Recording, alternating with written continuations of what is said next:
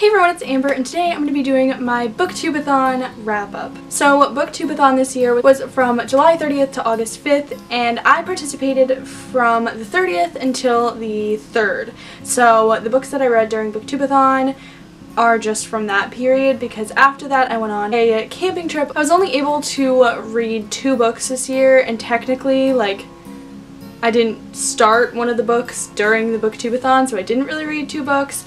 But considering I've been in a reading slump like for the past year, that's actually pretty good for me. So without further ado, let's just get right into my Booktube-a-thon wrap up. The first challenge was to flip a coin to decide your first read, and I flipped the coin in my reading vlog, and I was deciding between A Gentleman's Guide to Vice and Virtue by Mackenzie Lee, which I was like kind of in the mood for but kind of not, because I really wanted to read Save the Date, which was the other choice, because I was already in the middle of that one and I was further through it. So I got Save the Date. That was the first book that I finished during Booktube-a-thon, and I actually did a review on this book, or it's coming soon, I'm not sure.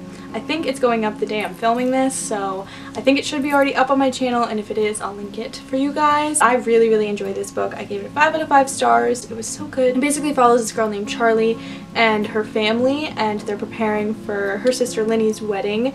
And a lot of stuff goes wrong with the wedding. The wedding planner falls through, and Charlie and the new wedding planner, who's her age, Bill, have to kind of fix the whole wedding, and there's just a bunch of problems and things going wrong the whole time, and it's just so good.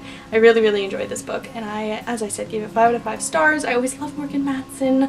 She's so good. I love her writing. She's like one of the only contemporary authors that I really enjoy, because I really like fantasy and I don't read much contemporary, but I really loved this one. The next one was to read a book about something that you want to do, and for this one I had set out to read Wanderlust by Jen Malone, which I didn't get to, sadly, but maybe Save the Date could count for this, because I want to get married at some point. Not now, but at some point. So, I don't know. Maybe that could count. The next one was to read and watch a book-to-movie adaptation, and I had Harry Potter and the Deathly Hallows set out for this one, but I didn't read that. That one I can't pull from straws to try to complete, because I didn't read and watch a book-to-movie adaptation during this. The next one was to read a book with green on the cover, but I had set out The Cruel Prince by Holly Black, which I've started, but I didn't read any of it during Booktube-a-thon. But Save the Date could count for this, because there's green on the cover. So check to that challenge. The next one was the challenge that I really thought I was not going to complete, but I ended up completing, which was read a book with the same hat on the whole time. And I read Pillow Thoughts 2 by Courtney Peppernell, which is a poetry collection, and it has a bunch of different sections of poetry, kind of for different states of mind and different moods and stuff, and I really enjoyed this. There was only one section I skipped, because it was a bunch of sad poems, and I wasn't sad at the time, nor am I now, so I am going to wait to read those when they're going to impact me more.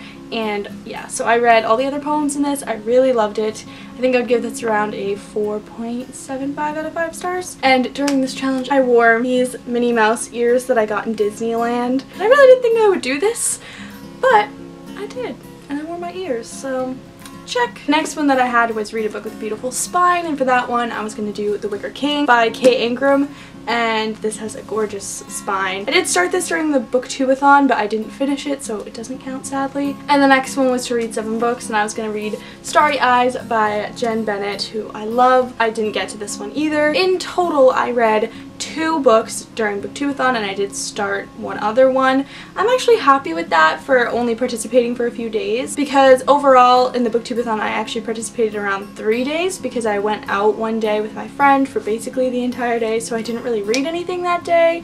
So for 3 days, finishing 2 books is pretty good, and I'm happy with that. Hopefully next year I can participate fully in the Booktube-a-thon, but we shall see. Maybe even the Christmas Booktube-a-thon I can participate the whole time. I always have such a good time participating in Booktube-a-thon. I did like one of the challenges, and I did one of the Instagram challenges, and it was just so much fun, and I love talking to everyone during it. It was a really fun time of year, so I really liked participating, and I hope that you guys did too. Please let me know down below what you guys read during Booktube-a-thon, because I'd be really interested to know that. That's basically it for this video. If you liked it, please feel free to give it a thumbs up and subscribe down below if you want to see more of my videos, and I'll see you all next time. Bye!